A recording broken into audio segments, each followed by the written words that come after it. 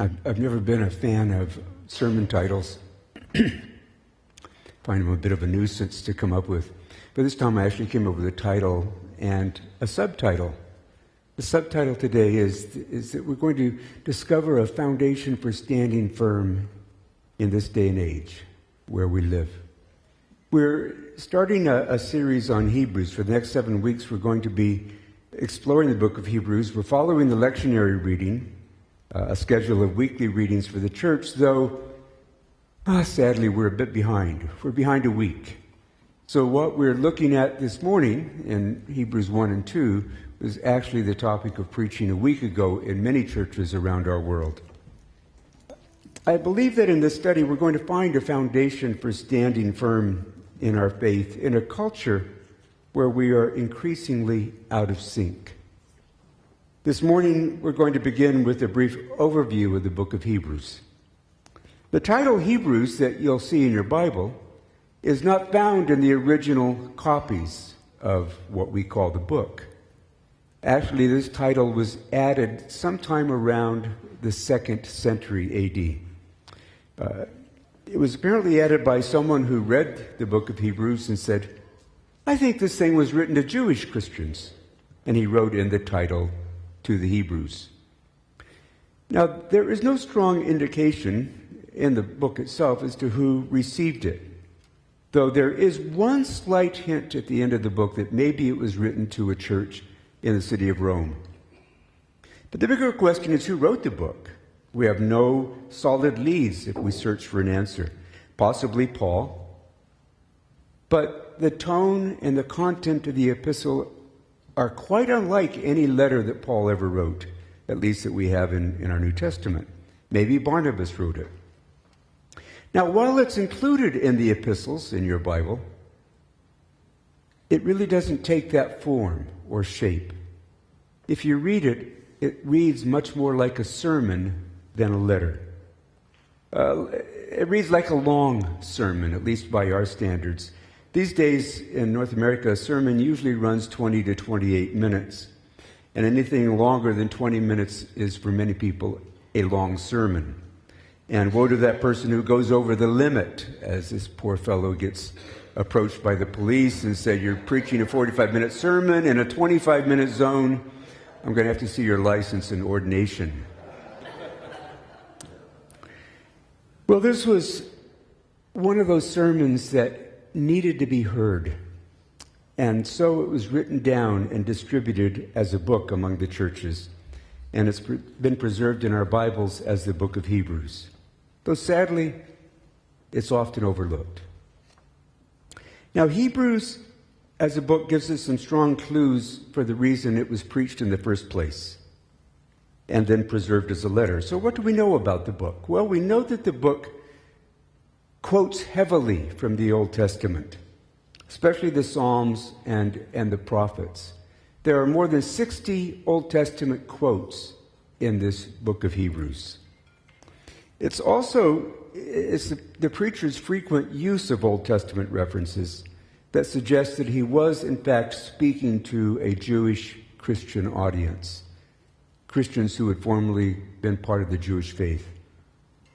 Now, we do know from the book that many of those who first heard the sermon had learned the good news of the gospel from men and women who had been eyewitnesses of the life and the death and the resurrection of Jesus.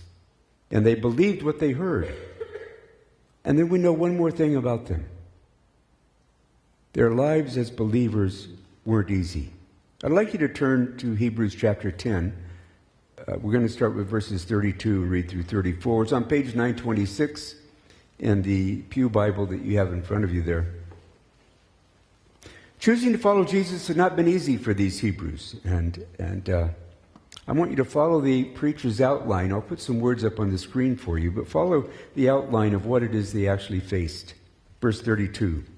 Think back on those early days when you first learned about Christ. Remember how you remained faithful, even though it meant terrible suffering.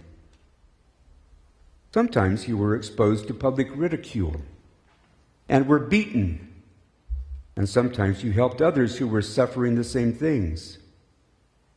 You suffered along with those who were thrown into jail. And when all you owned was taken from you, you accepted it with joy. You knew there were better things waiting for you that will last forever.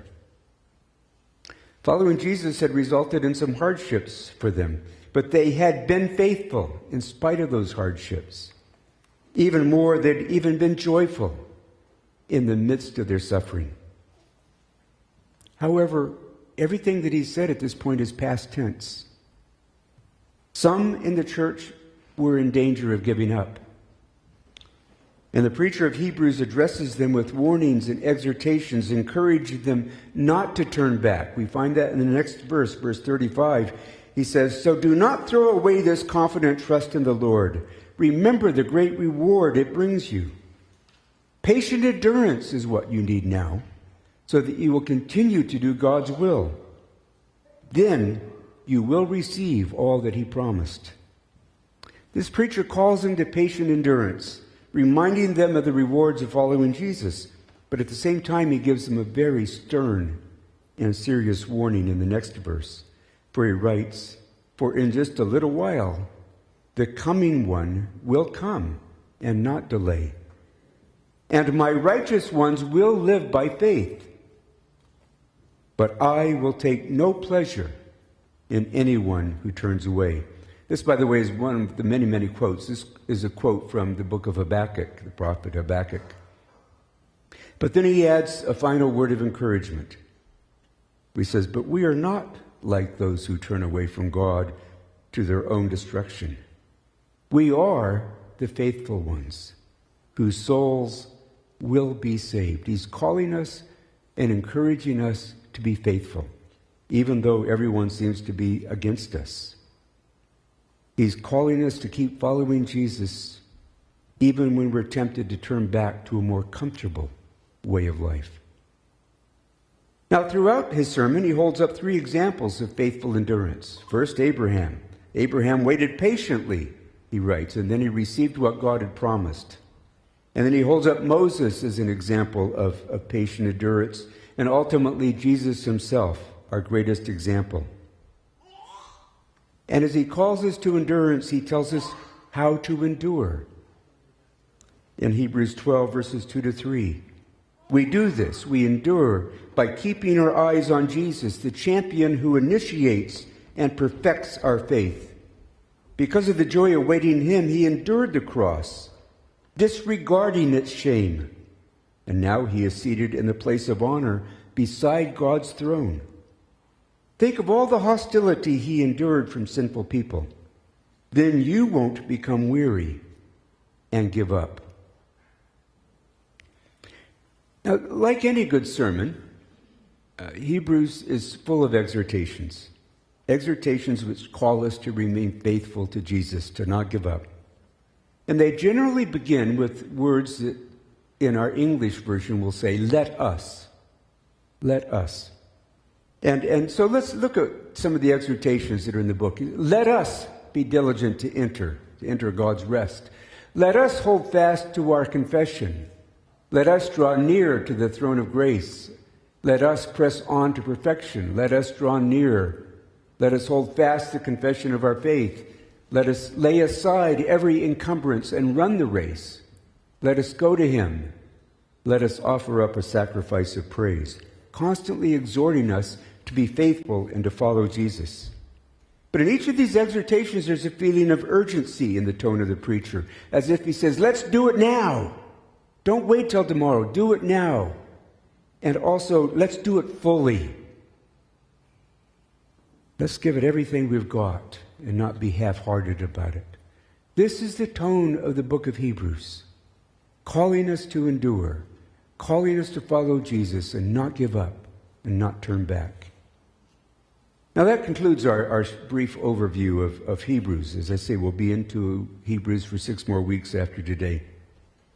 It's a sermon for Christians who are tempted to quit because of persecution that ranges from ridicule to loss of property and physical abuse. It's written to people who are increasingly finding themselves out of sync with the world around them. and are thinking about maybe giving up and going back to the old, more comfortable ways. See, this is a sermon. This book of Hebrews is a sermon for us today. We are living in an increasingly post-Christian culture. Our churches in North America are literally emptying out. People are not going to church anymore. We feel alone. We feel isolated. We feel marginalized. And following Jesus is costing us a lot more than it cost us even a decade ago. People will lose out on job opportunities because of their commitment to Jesus Christ. We may find ourselves being ridiculed and taunted. Should we dare to express what we believe in public? Well, we shouldn't be surprised. Jesus promised us that this would happen. He told us we would be persecuted. Even in Canada. So let us not be oblivious to what's going on, lest we be caught off guard. Because if we're caught off guard by it, we could be easily tempted to give up, to throw in the towel, to find an easier way to live. We need to hear and heed the exhortations in Hebrews to remain faithful, following the example of Jesus as we follow him as his disciples.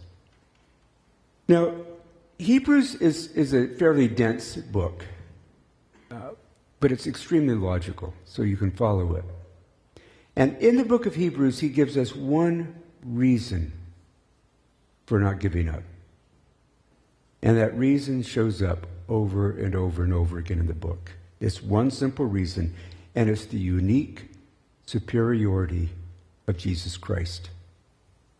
That is the reason why we don't give up, why we don't go back to an easier way of life. Because Jesus is greater than, you put any word there in the blank you want. Any word. It doesn't matter. Jesus is greater than that.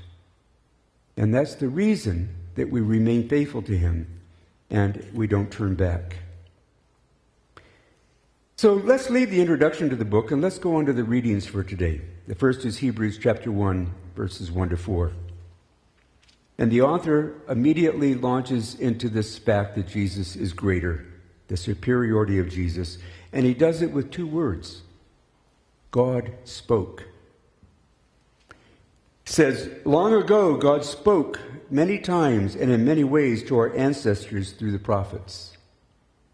Now this thought is foundational to both Christianity and Judaism.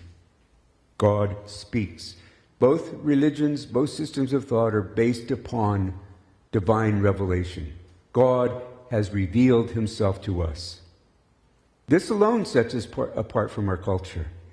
We live in a culture where there is no conviction left that God has ever spoken to us, and little interest in what God might have ever had to say to us in the first place.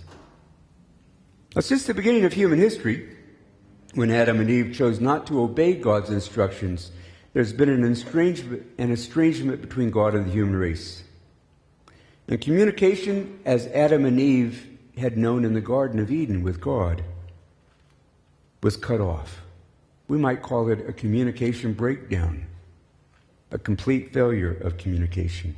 Instead of going to God and spending time with him, Adam and Eve hid. They were afraid. Yet in spite of our rebellion, God has not been silent.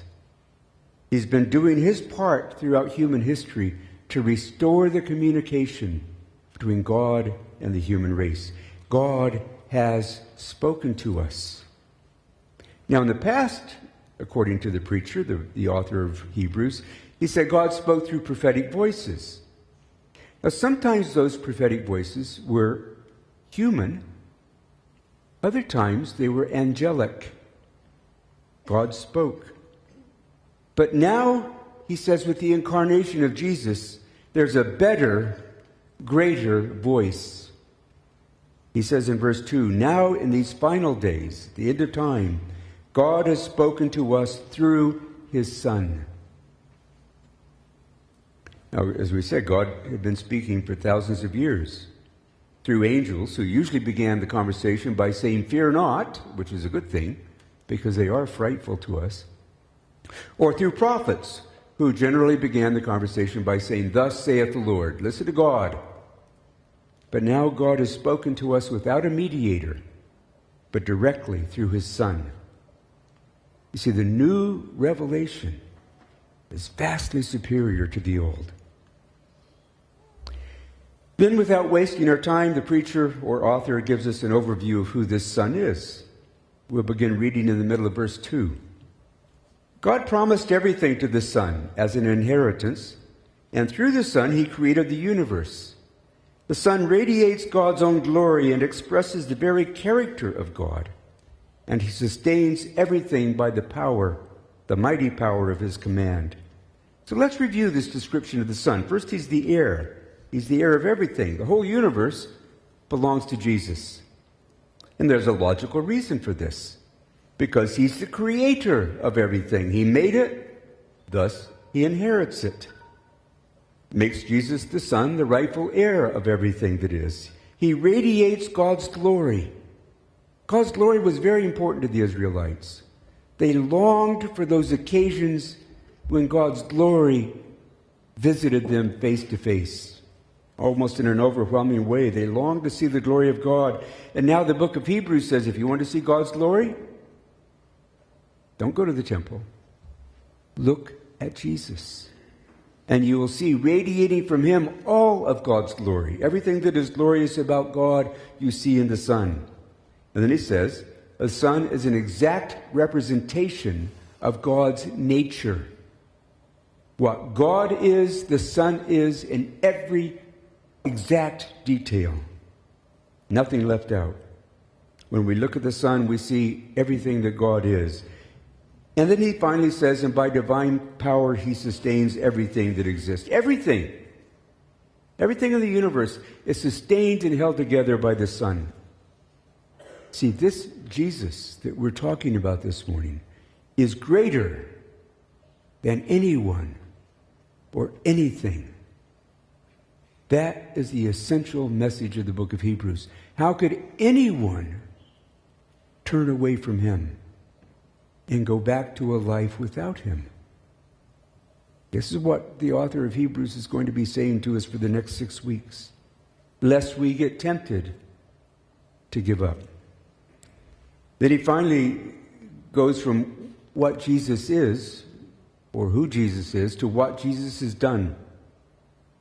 That's where he takes us next in verse 3. When he had cleansed us from sins, he sat down in the place of honor at the right hand of the majestic God in heavens. The act of sitting down is just simply a statement that he's done. He finished the work that he came here to do. He's done. He sat down because he has rescued us from sin as he came to do. That sin that has cloaked and marred and shaped our lives since the Garden of Eden, he came to take away. And now he's seated at the right hand of God the Father Almighty. And then in verse 4, we hear this summation of everything he said in this section. This shows us that the Son is far greater than the angels, just as the name God gave him is greater than their names. Well, that doesn't really grab us, does it? But I'll guarantee you that if we were Jewish people living in the first century, it would grab us enormously because they put great stock in angels. They saw angels as God's primary messengers. They saw angels as God's primary administrators in the world. They saw angels as the one who would come and rescue them and deliver them when they were in trouble. They put great stock in angels and paid great attention to them. And now the author of Hebrews says, forget the angels. The Son is vastly superior to the angels in every way. Jesus is superior because he's the Son. Now we move to our second reading from Hebrews for today, chapter 2, verses 5 to 12. And here the preacher returns to the point that he made when we quit reading in chapter 1. He says Jesus is greater than the angels. So what does he say between chapter 1, verse 5 and chapter 2, verse 4. What goes on there?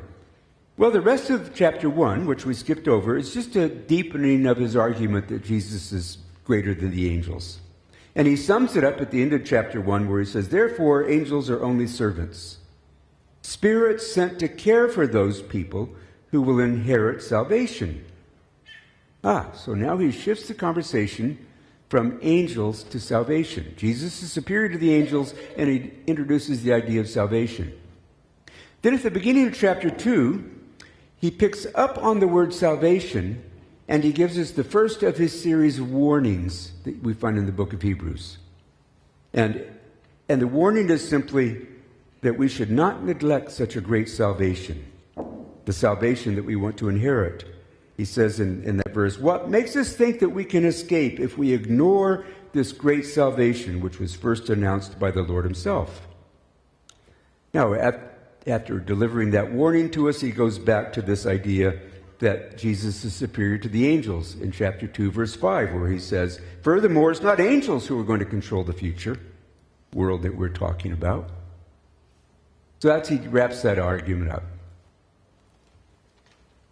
Now, at the next verse that we looked at this morning, he quotes Psalm 8, which was our Old Testament reading for the morning. It's a psalm that takes us back to our first parents, to Adam and Eve. And here we see them as they leave the Garden of Eden in despair because they're beginning to understand what they've lost. They leave in despair. But the emphasis in Psalm 8 is on a description of what humanity was supposed to be. The verses show us what we were created to be. Now, there's someone out there, I don't know who it is, there's someone out there that was paying attention this morning and noticed a difference between Psalm 8 as it was read from the Psalm and the quotation of Psalm 8 that was read from Hebrews. Because in the Psalm it says that humans were created a little lower than God. In Hebrews, it quotes it as saying we were created a little lower than the angels. Somebody out there noticed it. If you did, tell me afterward, because I'd love to hear from you. There is that difference. Why? It's very simple. Hebrews always quotes from what's called the Septuagint, the Greek translation of the Old Testament. It was done in Egypt. Our Old Testament books, like Psalms 8 and our Bibles, were translated from Hebrew. And the original Hebrew says you created them a little lower than Elohim, a little lower than God. That just introduces what he's going to say to us about human beings. We are created just a little step below God. Follow what he says. What are mere mortals that you should think about them? Or a son of man that you should care for them? Yet for a little while you made them a little lower than the angels and crowned them with glory and honor. You gave them authority over all things. Now when it says all things, he means nothing is left out.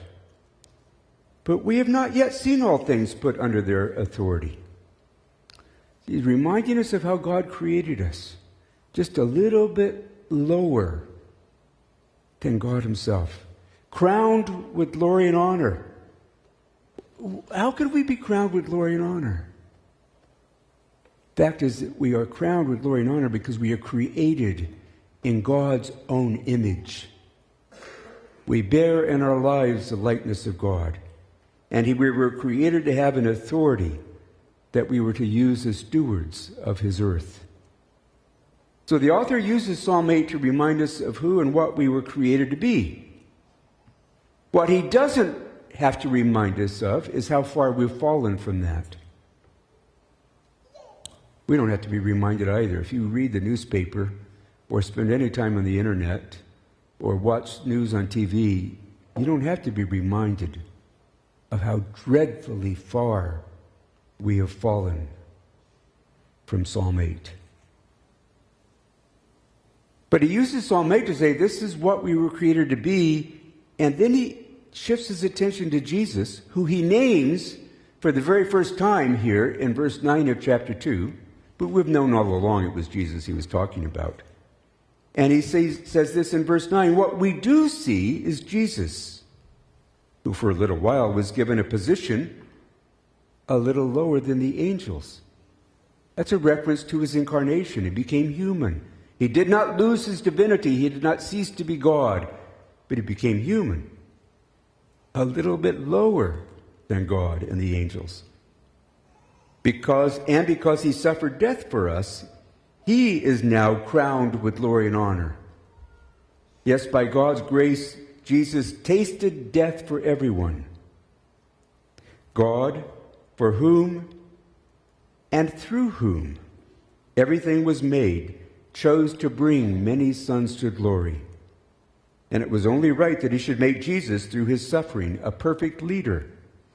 He's called in some versions the pioneer of our salvation, a perfect leader, fit to bring them into their salvation.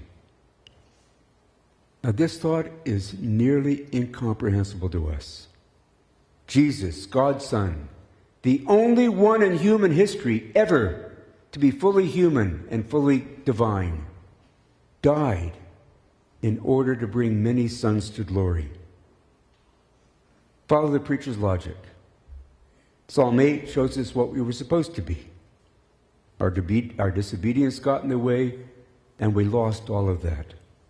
We've fallen short of the mark.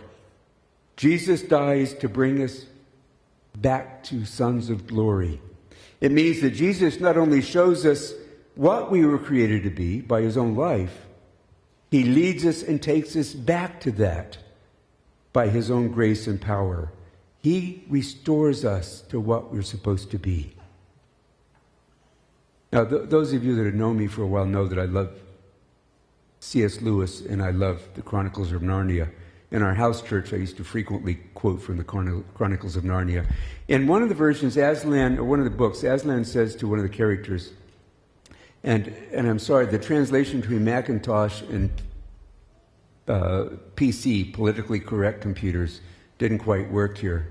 So Aslan says to this person, you come of the Lord Adam and the Lady Eve. And that is both honor enough to erect the head of the poorest beggar and shame enough to bow the shoulders of the greatest emperor on earth. The shame is in our fallenness. The glory is in our being created in the image of God. The superiority of Jesus Christ lies in the fact that he can bring us back to that position of being what we were created to be, to make us sons of glory. It is Jesus who leads and brings many sons to glory. Yes, Jesus is greater than anyone. He reveals God to us. He saves us from our rebellion. He shows us what we were created to be, and he leads us back to that state of glory. How could anyone or anything be greater than God's Son? Who would want to turn away from him and go back to their old ways? We're going to sing a song of worship now in response to what we've seen here in the book of Hebrews, worshiping our God and our Savior Jesus, how deep the Father's love for us, in which we see Jesus depicted on the cross, and it says, his wounds which mar the chosen one bring many sons to glory. Let's sing this together with joy this morning.